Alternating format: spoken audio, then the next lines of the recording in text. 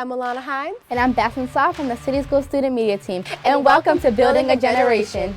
Our show highlights all of the amazing things our students, staff, and communities are doing in Baltimore City Public Schools. Thanks for joining us on our mission to building a generation. In this episode, we will take a look at the 2018 Annual School Choice Fair, where young students are deciding on what middle and high school they want to attend. We'll also observe the citywide holiday dance showcase at Poly, then stop by Mount Royal Elementary Middle School's Algebra 1 class during rigorous instruction. Afterwards, we'll visit students in the STEM program at Arundel Elementary School as they learn how to operate Spiros and drones. Plus, we'll be premiering a documentary in this show about project-based learning at Fort Worthington. Plus, don't forget about the question of the show, so pay attention. All right, let's get to the first story of the episode. Check out this amazing highlight reel of the annual Choice Fair. This is definitely one of the most important events of the school year. Students get to explore which educational path they want to take and enjoy some amazing performances from schools all around Baltimore. Let's get to it.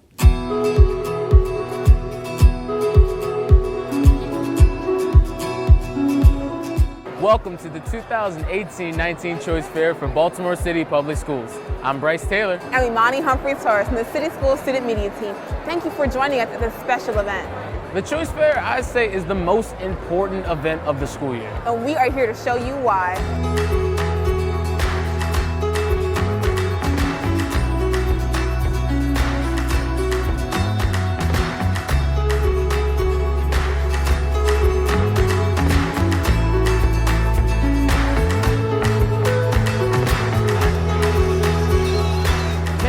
Remember when I was a 7th grader, I had no idea what high school I wanted to go to until I attended a Choice Fair a few years ago. Me too. I couldn't tell you how confused I was. My thought was, I'm in the 7th grade.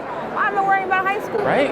In our coverage of the Choice Fair, we will fill you in on all the details of the event. But first, we'll send you out to our first correspondent, Alana Hines, and she's going to tell you about high schools and how to get a head start on choice. Take it away, Alana. Thanks, guys. I'm here with Karan from ACE, and he's going to tell me a little bit about the school and their programs. So, what's some advice for middle schoolers trying to get into the school right now? If you're a student athlete, you just got to know school comes first, always. You know, that's why student comes before athlete. Be a good person, you know, be respectful to all your teachers and everything, you know, because that takes you a long way with education and life, period. Well, I'm a part of P-Tech at Carver. It's a technology-based program. You basically graduate with an associate's degree in either cybersecurity or computer information systems. It's a good experience, both, you know, high school and college. Make sure you, be on top of your work. You can't slack off, because if you slack off, it's going to really affect your GPA and everything. I advise everybody to do very well in their 7th grade year, because your 7th grade year is what composes a majority of your composite score. And also to do very well on your first quarter of 8th grade. But overall, do good all years because it's good to develop good work habits. Thank you, Julian. Back to you guys. College and career readiness is such a big factor in what high school you choose to go to. And we have so many CTE pathways in our schools. Let's take it to Alana, who's talking to students from different CTE pathways. We're going to talk a little bit about the cosmetology program that you're enrolled in. So ever since I was about 11, I like doing hair and my own hair. So ever since I got into Emerson, I wanted to do more and learn more about it. You have a license permit that you have when you graduate your 12th grade year. Right. Thank you, Trinae. Back to you guys. So look who just stopped by, Dr. Santaliza. Yes. So how have you been enjoying yourself so far? Oh my gosh, I love this day. I love seeing families and young people out, really learning for themselves, kind of what schools they think match them.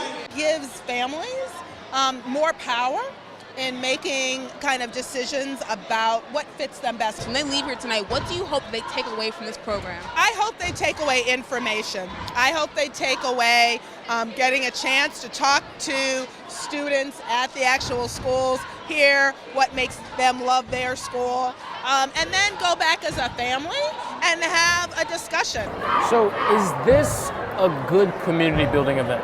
Oh my goodness, yes, you took the words out of my mouth. It's incredibly community building, and for a lot of the reasons you just said. So families are here together, and families get to see other families from their school and other schools across the city. And it's also a way, to your point, for the whole community to see the wonderful options we have in city schools. All right. What a wonderful insight. If only I knew this much in middle school. Originally, I found out about BART from a school visit, but then I went to a choice fair a few years ago. How'd you find out about Western? Same here. I went to a choice fair a few years ago and I fell in love with my school. Love at first sight? Yep. So I feel like we need to keep the positive energy going. I couldn't agree more. And what a better way to do that than checking out the live performances. You're absolutely right. So why don't we check in on our live performance and activities correspondent, Jasmine LaPrade. Take it away, Jasmine. Thanks, guys. I'm here with Zoe, and she just got done stepping on stage, and I believe she's from Dunbar. So first, could you tell me why you chose to be in step? Well, I chose cheer because it's really expressive. You can express whether you're happy, sad, angry, all through your movements, your jumps, how high it is, how strong you swing up and push up and elevate yourself to a whole nother level. Right now, I'm with Damien, and he just got off stage from singing, and he's from Connections Academy. So why did you join singing? I've always loved music my entire life. I've been singing since I was probably 5 in my church choir.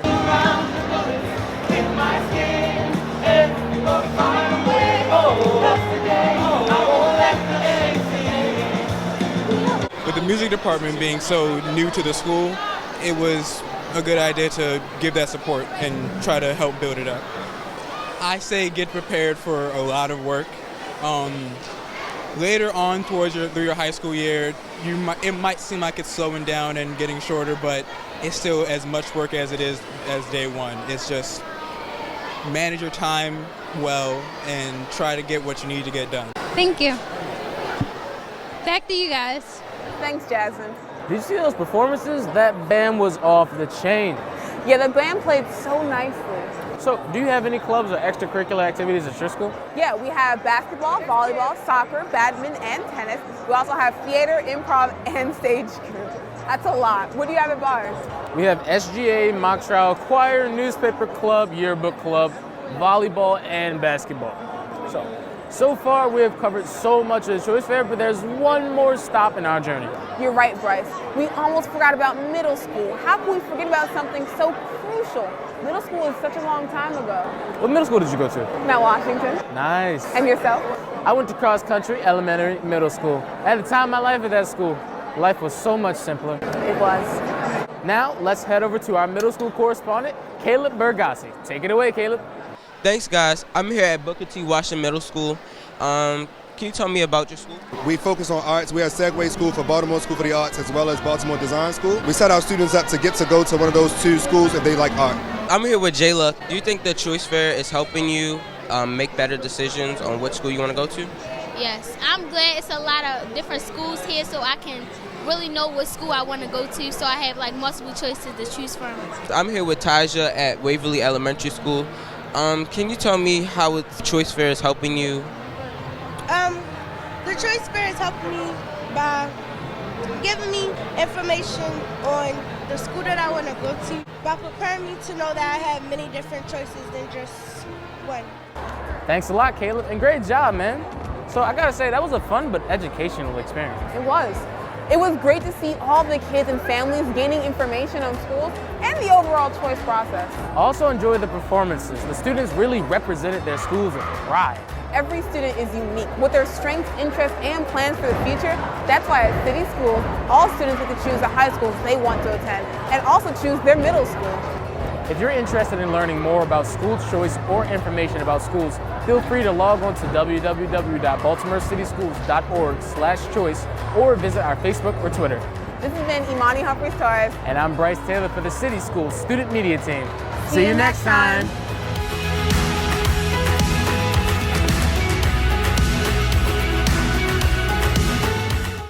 Wow, Imani and Bryce did a great job holding it down at the choice fair. That's for sure. So did you, Caleb and Jasmine. Y'all did a great job getting students and their parents to share their perspectives and capturing the moment. Thank you. And those students are working really hard to learn as much as they possibly can about school choice.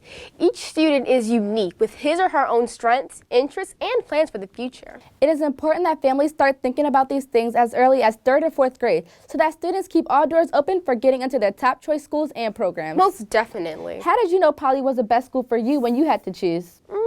Let's see. Well, when I went to the choice fair, there were so many schools to pick from, but Poly just stood out to me.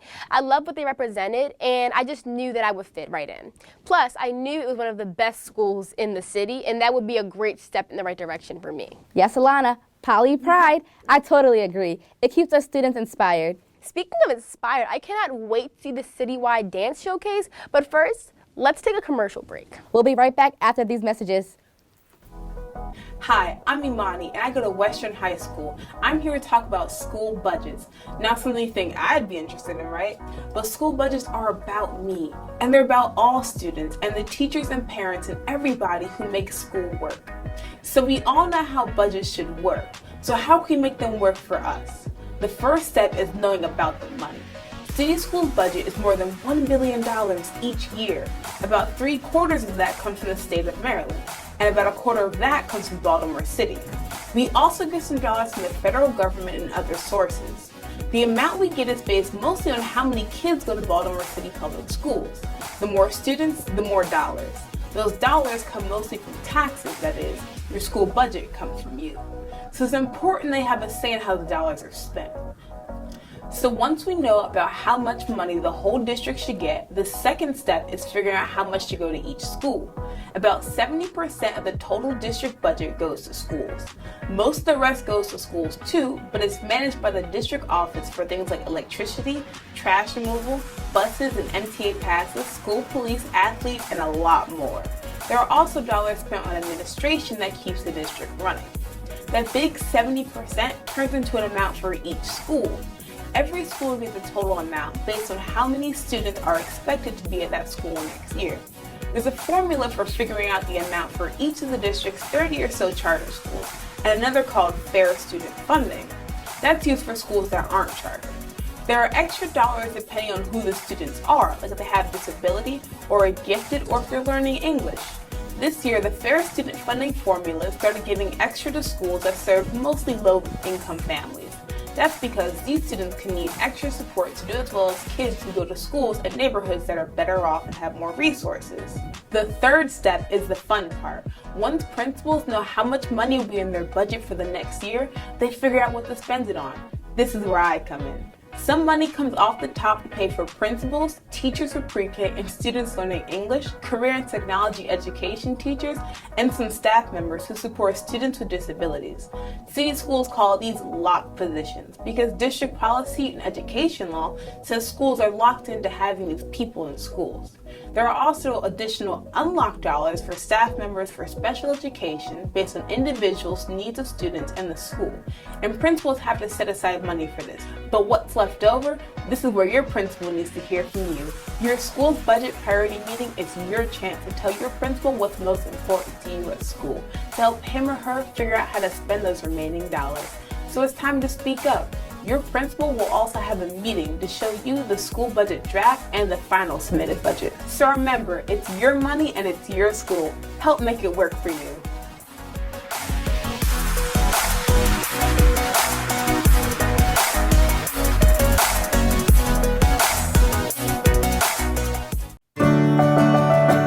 Work is underway on modernizing school buildings, like here at Fort Worthington Elementary Middle School. The type of school buildings we deserve.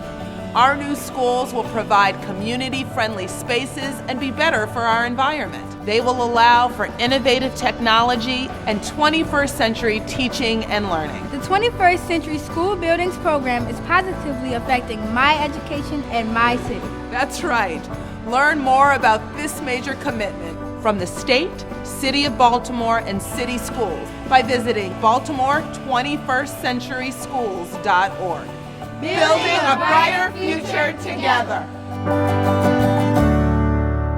Welcome back to Building a Generation, the show where we highlight all of the amazing things going on in Baltimore City Public Schools. Up next, we have a very exciting video showcasing multiple dance teams throughout the city. These students worked so hard to prepare for such a great performance.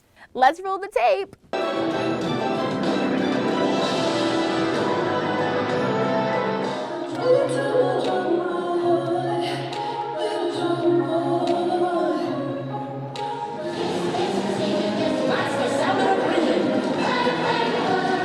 Arts are important And if we introduce it to them at a younger age, it makes life so much easier when they get older that they're more involved in arts. Arts helps you to be a better student. It helps you to organize. It helps you to push yourself and to be very creative and to just be free.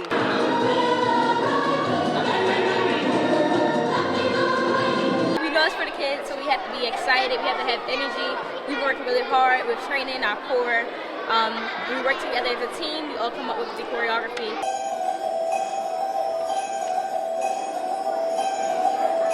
It was like, I felt more confident when I heard people cheering and I seen people want to take pictures. It made me feel like I did something good for my community. This is like a great experience for me because I don't dance like in front of people. So this kind of helped me. I think it was good. They really had a lot of energy and they put a lot of effort into what they were doing.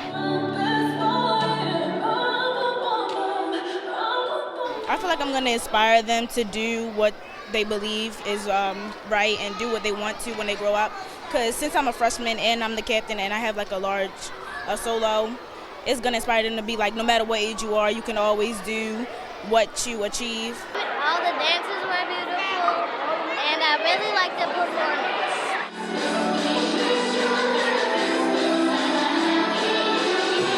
At least one will want to pursue and dance. That's our goal, to give them a new experience and help them want to dance. And she said I almost looked like a pro. I said I was going to take dance classes. We're so excited to have shows like this because of the fact that it gives them another avenue to look into. It wasn't great, it wasn't good, it was amazing. Wow, all of the dancers had amazing performances. They did wonderful. I couldn't agree more. These dancers inspired so many people in the audience, but especially the younger kids. Now they believe they can do whatever they put their mind to with hard work and dedication. Of course, and they all looked so cute while they were dancing with the performers. Everyone seemed to be enjoying themselves a lot. Definitely. Now let's take a look at the next video, where brilliant students at Mount Royal Elementary Middle School learn advanced algebra. Let's take a closer look.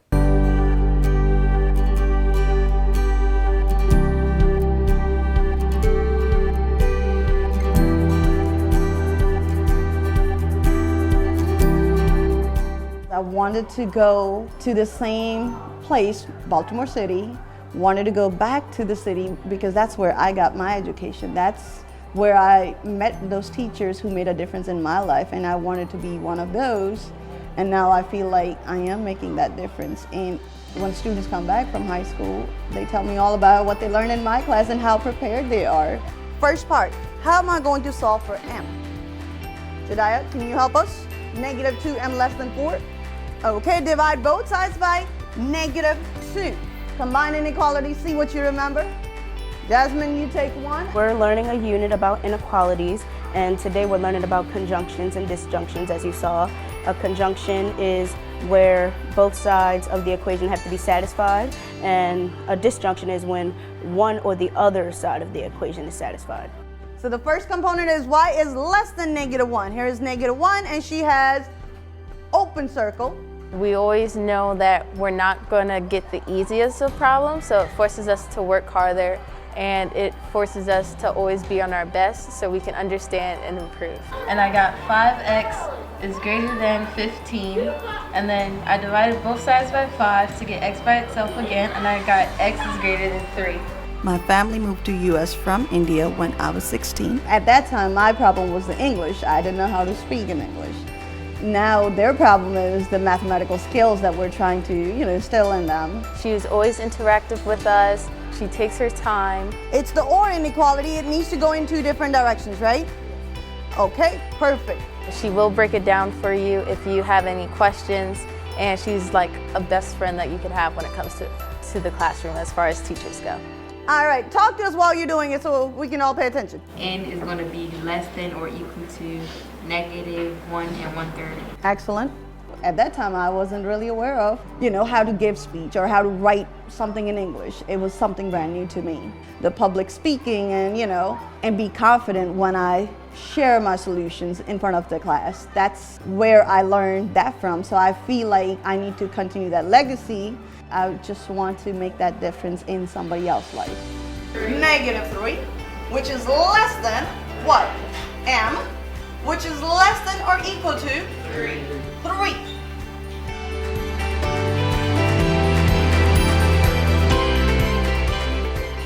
Those students were working diligently on their algebra equations. Absolutely.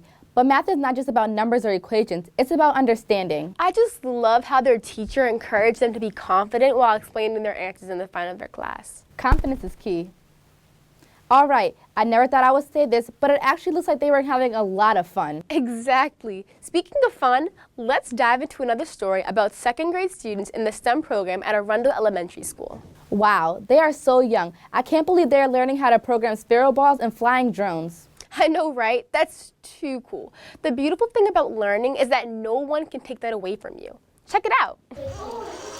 Your sphero, where should you place it? Bring it up some, bring it up a little bit more. All right, stop. I just put a bunch of programs in and hit run, and then it start changing colors and stuff. Okay. And I changed the colors. So there's some things that you did at first that did not work out and you had to change some things around? Nope, they all work. They all work. Oh, okay. We have drones and spheros. So students are now getting more acclimated and acquainted with actually putting in the programs and doing coding using Workbench, which is a portal that allows students or anyone to put in codes to program the spheros and drones.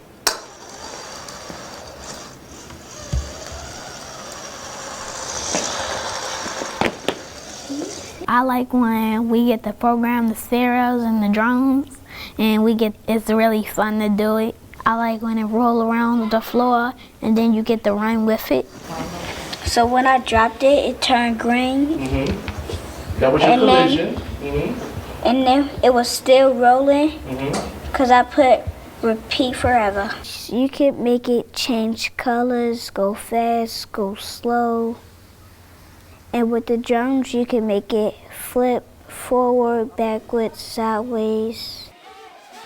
Oh, we doing a flip, okay. The students are really engaged and they're excited and they want to learn more about programming using the technology. I want to learn more about the drones and how you connect the drone and the spheros at the same time. So when I click run, watch what happens. Look. I could be with the next computer genius right here at Arundel, so I take it as a wonderful opportunity to know that I am actually being the person that is having an impact, being a positive beacon of light for our young students here at Arundel, with also encouraging them to let them know that they have endless possibilities. And so this programming today may take you to a great opportunity as you continue to go on in your academic and educational journey. No, landed. Good, good, good. Okay, next. That was so cool. The drones and the sparrows seem very entertaining to use. It's nice to see young scholars doing something productive while having fun at the same time. Precisely. Scientists discover the world that exists and engineers create the world that never was. These are definitely young engineers developing new skills. Hey, guess what though? What? It's time for the question of the show. Okay, so what did the students at Arundel learn in their classroom? Was it A, ESOL, English as their second language, B, how to build a robot, C, coding drones and spheros to complete different actions, or was it D, learning the school song? The correct answer is coming up right after these messages. These are our future: engineers and electricians, software designers and doctors, construction workers and childcare providers. They will build apps and houses, create menus and video games, work with cutting-edge technology and kids. They'll be found in classrooms and courtrooms, construction sites, and computer labs. They are Baltimore City Public School students. They are career and technology education.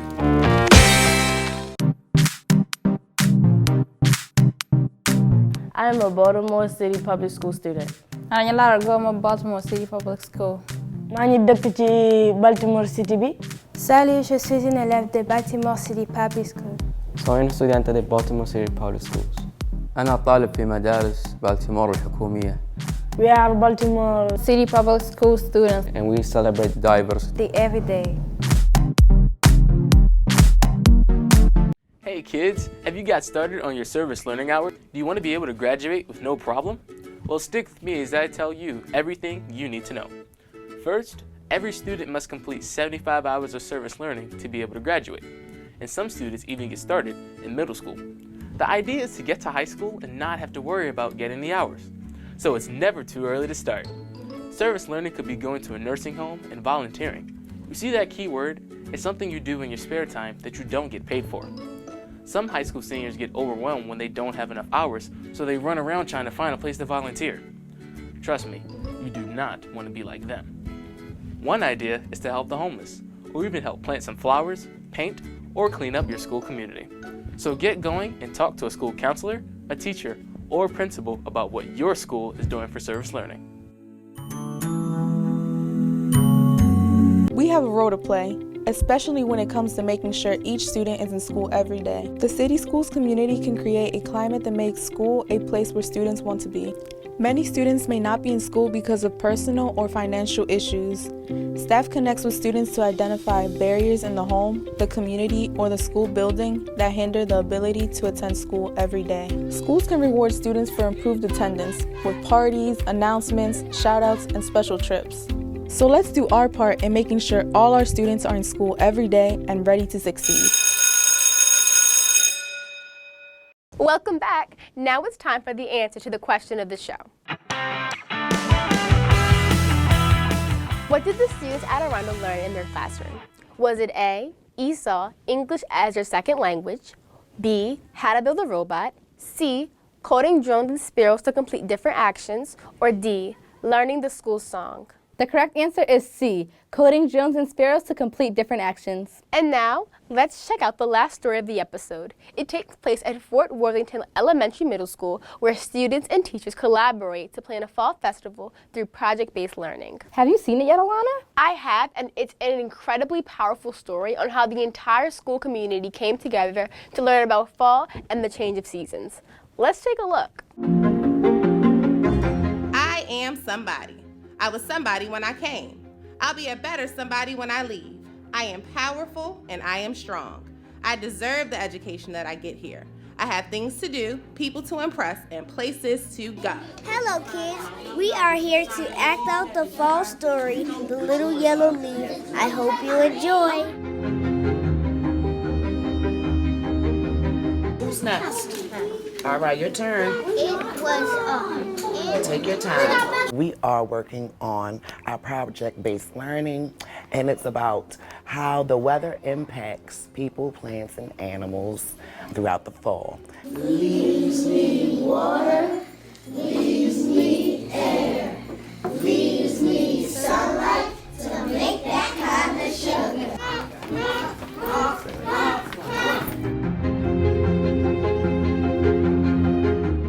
Spell what? Arctic. Arctic. A-R-C-T-I-C. Can you use it in a sentence? Sure. Penguins live in the Arctic. A-R-C-T-I-C. So now I can shoot the ball? We were tasked with making games appropriate for K-2 leveled grades. So I gave my students that directive. I said, you need to come up with games that are appropriate for kindergarten, first, and second grade. I want to say the word and we're going to ask them to spell it. The first question that we ask ourselves is how can we be a better role model, or how can we be a good role model for our students? Well, what if we run something like an event to celebrate, fall or October, which kind of led into this fall festival being planned.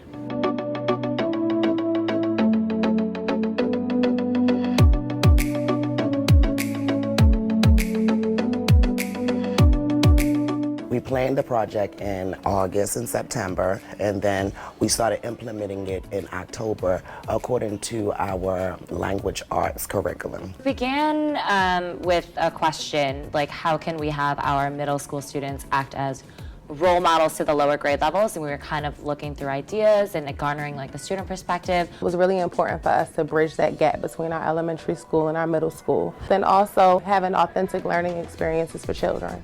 Initially, the kids were able to select whether they wanted to research plants or whether they wanted to research animals or people and how they are affected by the fall weather. So I gave them kind of jurisdiction on what they wanted to do once they had their grade level, but I just said, make it educational, make it fun, and show your leadership through your game in some way.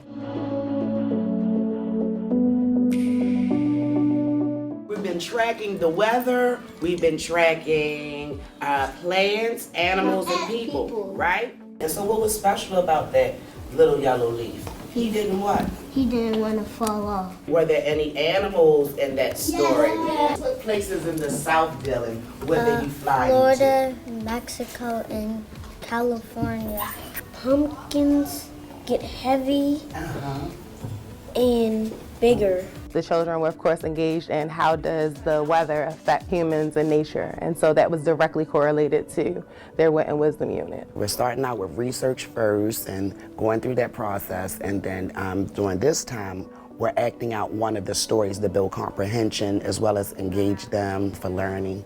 The kids are working well together, collaborating, sharing ideas. As an extension of the activity, they had to identify the leaves that they wanted to be in the play, and they had to find it in the text and illustrate it. We've been learning about fall and how animals hibernate for when it's winter. And we draw pictures about them and cut it out pictures of leaves for the play, because we're going to show the kindergartners our play. Plants change colors like red, yellow, brown.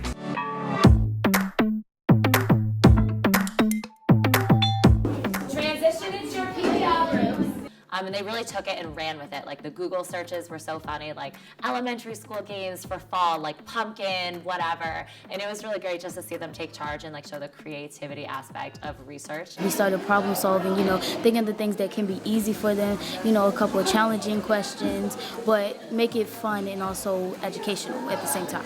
Like, if you don't score 8 points altogether, you get like a math problem, and then if you get a math problem right, you get 3 more tries. Math and reading, both like 6 questions. And if they get it right, we have to move around with the box and make sure they make it in. First, we're doing the lower grades because we know they're going to be the first one to come up, which was very difficult because we don't know for sure if they are on the level we expect them to be. So we have to do basic curriculum, which is basically like 2 + 2, 4 + 4, and things like that. Each time your ball goes into the bucket, you will get a word. You will have to spell this word correctly to get 2 tickets. Spell people. So at first they were coming up with these very like overarching, high-reaching questions or vocab words, and I said, let's take a step back. Why don't you look at a Maryland state standard for math or for reading? They were like, what is this? R.1. whatever. But like explaining it to them really helped them understand, and they see it on my board every day, like our standards and our objective. But seeing it through the lens of maybe like a teacher's perspective, I think gave them more of an understanding of like what I do as a job and how that shows leadership and how difficult it can be and how you have to kind of transfer the numbers and the letters to actual problems. That was a really interesting skill set for them to learn too.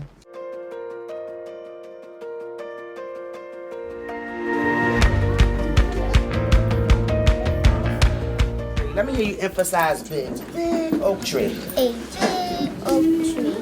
The kids just enjoyed, acting out the little yellow leaf. We practiced on rehearsing our lines for the different parts of retelling the story, as well as the movements and the sound effects. They love the sound effects. A chill filled the air as the sun goes down, down, down. My awesome. And so they're retaining the information, and it makes them feel more confident. My name is Chandra, and I'm the oak tree. It's been easier to learn because I've been in a skit.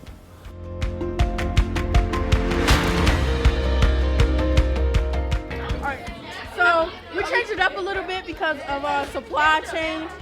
It's impacted our school a lot, very much, because the students here are working together more. We learned team-based learning, how to work as a group and as a team, and how to take objects and make it into something fun. And then, like, getting more maturity, like doing things better. Then you have someone who goes around and they see if everyone has everything correct. You have someone who's reading the questions. You have someone who's there when someone needs help or something. I think the school was built for collaboration, and project-based learning, and our fall festival really centered on being able to collaborate not only in the classroom but across class levels and across the middle school as a whole.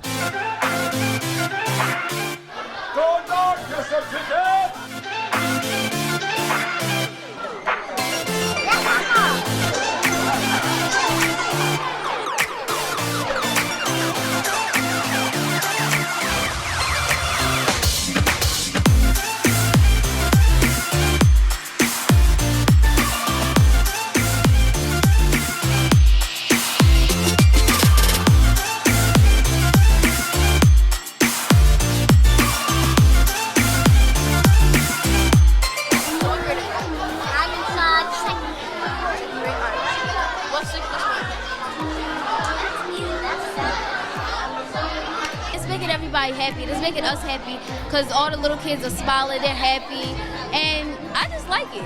It impacted me because it helped me become a leader to like the little kids, and it's helped me like help them learn stuff. It takes like being helpful and kind to like everybody. Making learning fun was pretty cool. So like if they do like the math question, they might think it's more fun, so they might do math more often. That cup game when you throw the ball in the eye, and I play this frog game when you shoot the frog. I had 50 every time. I had 4 tries and all of them were 50. Just a great time, and I love hitting the piñata because it had so much candy. At the bottom of every teacher's heart, they kind of dream of an experience like this. To be able to engage scholars and have them lead such an enormous project and be so proud of it and so invested in it, and see the creative side of them, the really mature leadership side of them, that was a goal of mine when I began teaching. Hello kids, we're here to act out the fall story, The Little Yellow Leaf. I hope you enjoy.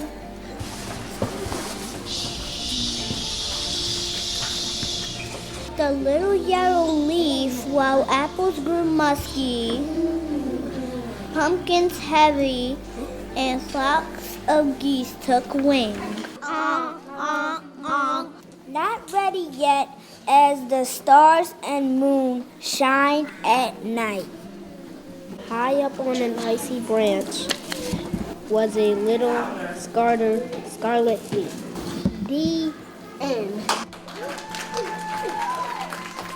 It made me be a good speaker. I learned about myself that I can remember my parts. I was brave and excellent.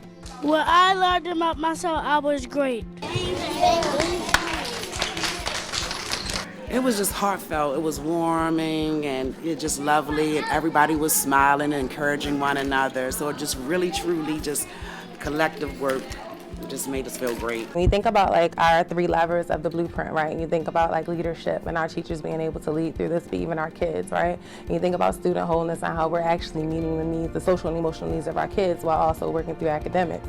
And you think about literacy and our 2nd graders being able to go through 2 texts and pull out factual information that they could present in a play. We're finally laying this foundation, as a really strong foundation, so that we can start to tackle our PARC scores, so we can start to tackle our Amplify scores.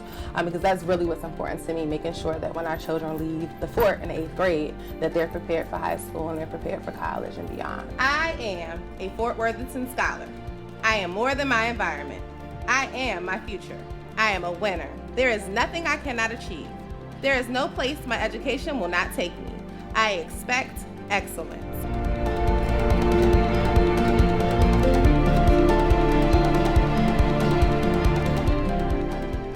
Wow, it was really amazing to watch our middle school students collaborate with the younger students in so many different types of activities. You know, I was just thinking that great minds think alike.